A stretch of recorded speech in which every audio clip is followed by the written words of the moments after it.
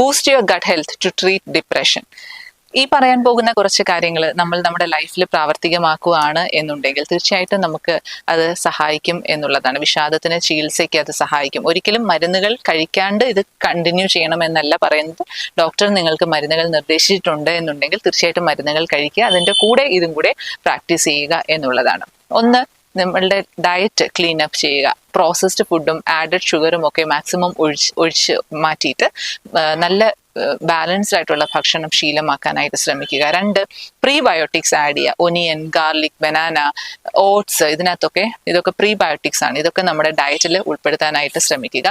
Probiotics like pickles ഉണ്ട്, അച്ചാറുകൾ, അതുപോലെ തൈര്, ഇതൊക്കെ നമ്മുടെ ഗട്ടിൽ നല്ല ബാക്ടീരിയ കൂട്ടാനായിട്ട് സഹായിക്കും. എയറോബിക് എക്സസൈസ് നമ്മൾ ശീലമാക്കുക.